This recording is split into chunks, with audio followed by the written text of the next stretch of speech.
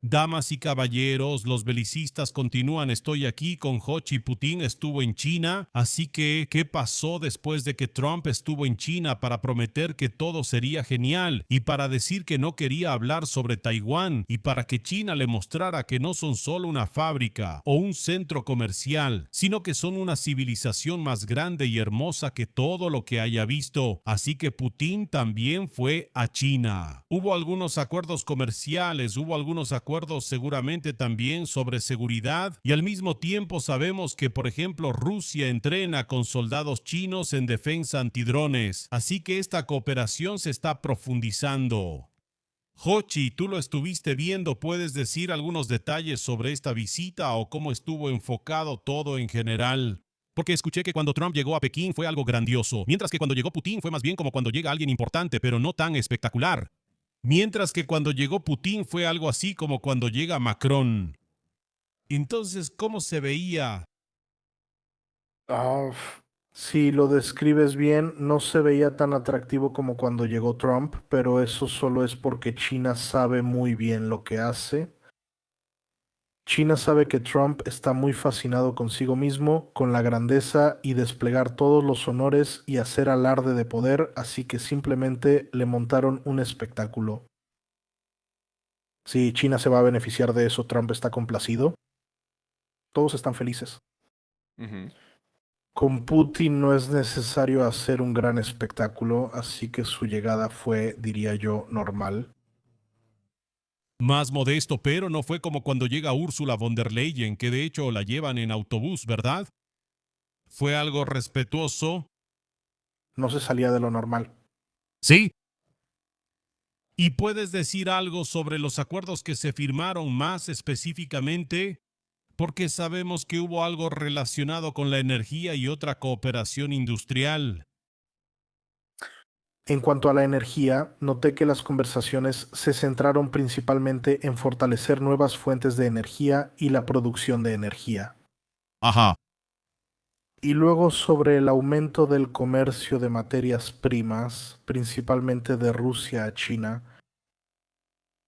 Y sé que no se llegó a un acuerdo sobre la apertura de un nuevo oleoducto que Rusia planeaba con China. Ya hay uno en funcionamiento y ahora no recuerdo exactamente si se llama Amistad Siberiana o algo así. Quizás Fuerza de Siberia. Quizás Fuerza de Siberia, no estoy seguro. Eso no importa. Lo importante es el oleoducto Rusia-China. Sí, hay uno ahí. Entonces, los rusos exigieron y quieren construir otro más para poder exportar más de esta materia prima a China, pero la parte china lo rechazó. Mm. Las razones exactas no las sé ahora. Yo diría que o no quieren depender demasiado de un solo proveedor ruso, o tal vez no les gusta mucho el precio y cosas así. Aquí está claro que China quiere diversificar los lugares de donde obtiene el petróleo y otras materias primas. Esto lo ha estado haciendo desde hace mucho tiempo. Y vemos que en realidad China está en una posición superior frente a Rusia, significativamente superior. Y mientras que Rusia quiere venderle a China lo más posible porque básicamente no tiene a quién más venderle a buen precio, China es como, mira, estimada Rusia, con gusto les compramos petróleo, pero tampoco hay que exagerar. Hagámoslo de manera que nosotros seamos los que podamos elegir y ustedes sean los que no pueden elegir. Para que nosotros, los chinos, obtengamos el mayor control e influencia posible sobre ustedes, los rusos. Esa es mi explicación de por qué no se abrió ni se confirmó otro oleoducto y no se aumentaron los suministros de petróleo. Aunque es cierto que Rusia en este momento, por supuesto, está exportando a China la mayor cantidad de petróleo que jamás haya exportado, pero China ya no quiere seguir incrementándolo. Al mismo tiempo, sabemos que China no le ve futuro al petróleo. Así que tal vez aquí no sea necesario invertir grandes recursos en algo que no tiene futuro. Que sí, también es una de las perspectivas. Y tal vez con la compra de esas materias primas no es que no quiera crear dependencia, más bien es que ahora rechaza a Rusia para que Bueno, así, si ahora rechaza este acuerdo con Rusia, donde Rusia dice, y nosotros queremos aumentar la exportación a este precio, y China dice, no, no lo queremos, entonces los rusos la próxima vez vendrán con una mejor oferta. Eso significa un precio más bajo. También puede ser ese paso. Sí, así que perfectamente puede ser incluso menos de lo que yo explico, puede ser simplemente rechazar la primera oferta, como es clásico. Puede ser, yo no estuve presente en esas negociaciones. Claro. ¿Qué más hubo ahí además de estos temas energéticos? ¿Hubo algo más interesante de lo que deberíamos preocuparnos o algo que fuera así como extraño? Lo que más me fascina de esto es que realmente Rusia ya está abiertamente en una posición completamente subordinada a China.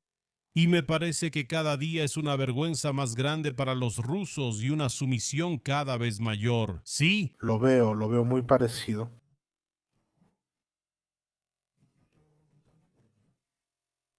China ha tomado ese papel de liderazgo frente a Rusia, pero es porque China invirtió mucho de su propio capital en su propio desarrollo.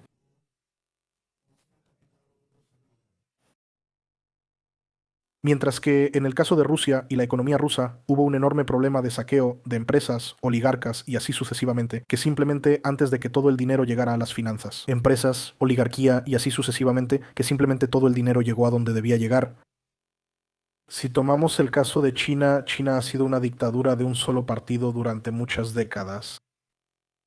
En la mayoría de los casos, cuando envías ese capital de un lugar a otro, llega en un 90 a 100%, sí. No digo que siempre sea el 100, pero entre el 90 y el 100, porque también en China hay personas que se quedan con una parte para sí mismos.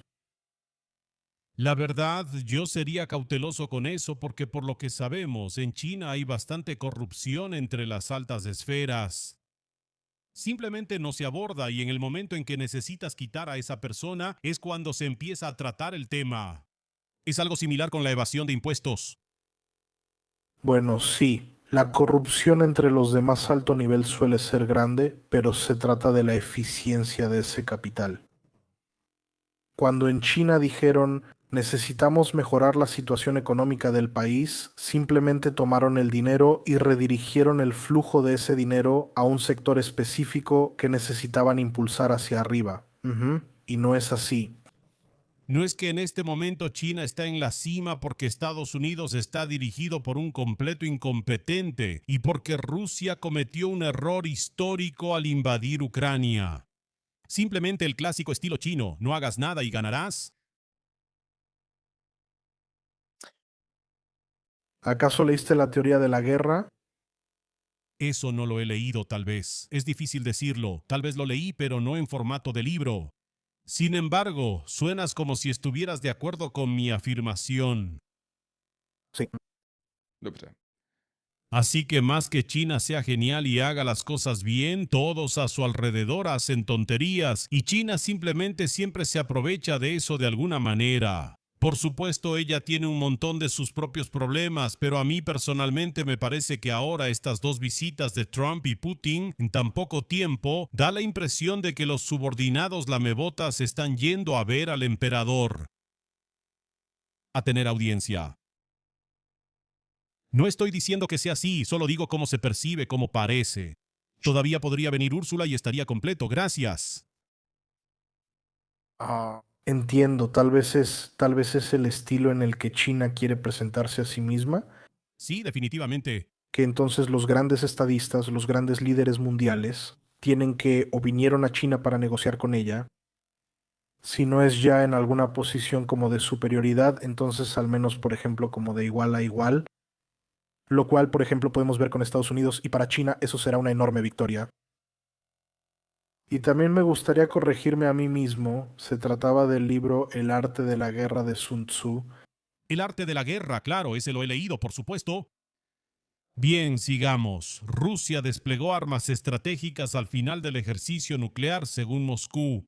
Podríamos abordar esto un poco más ampliamente. Este ejercicio de armas nucleares se realiza regularmente y a menudo se dice que Rusia no tiene sus armas en buen estado. ¿Cuál es tu opinión? ¿Tu opinión sobre si Rusia tiene en buen estado sus capacidades nucleares? Porque personalmente creo, y esto lo confirman varios analistas, que si hay algo que está en buen estado en el ejército ruso, son sus capacidades nucleares. Aquí. Y no tengo idea. Hoy en día, Rusia basa el estado de sus armas nucleares en cierta desvinculación del pacto o en la no extensión del pacto sobre el control nuclear. Ajá. El acuerdo START. Entonces solo podemos adivinar. No tenemos datos precisos. Y seguro... Ok, aquí alguien está escribiendo. Ya estás bien, sonabas un poco robótico. Entonces lo siento, fue un pequeño error. Así es, su capacidad definitivamente no será del 100% como dicen. Al mismo tiempo, para mantener la apariencia de preparación nuclear, tienen que realizar algunos ejercicios. Y tienen que sacar amenazas de vez en cuando, porque el mundo podría olvidar que tienen armas nucleares.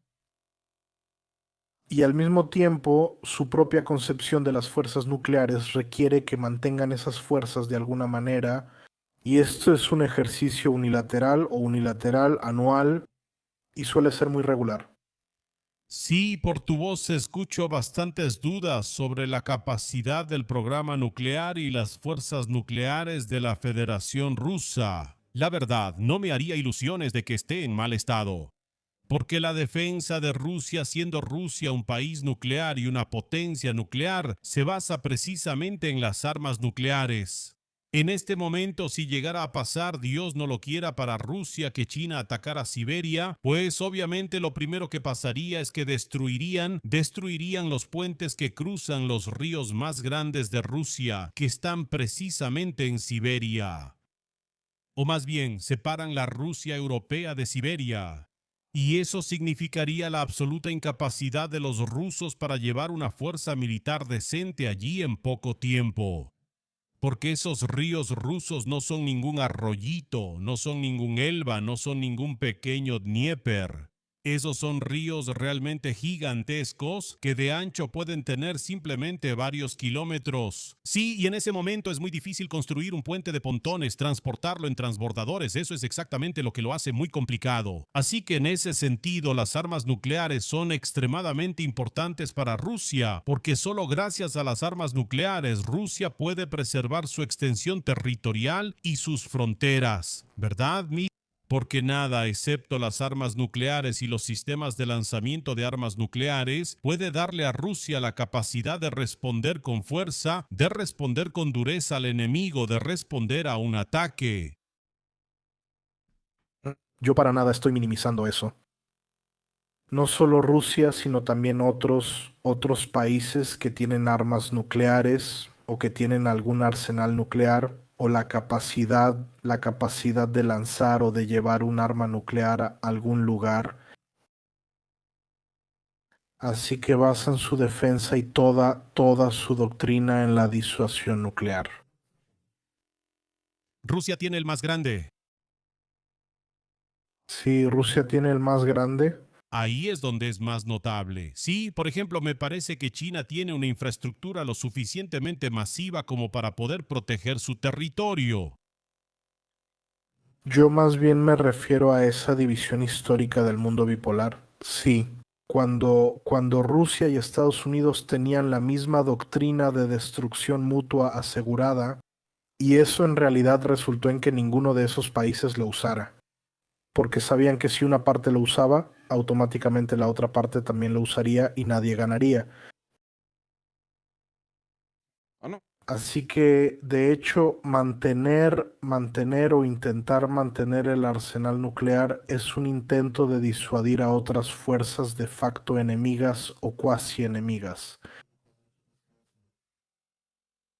Pues claro. Entonces, de alguna manera estamos de acuerdo en eso. Me parece que querríamos cuestionar algo, pero parece que no. Entonces, eso fue solo un ejercicio, eso nos mostró que Rusia todavía tiene la capacidad de llevar armas nucleares a su objetivo. Y eso es lo que aprendimos. Así que no hay que poner en duda las capacidades nucleares de Rusia.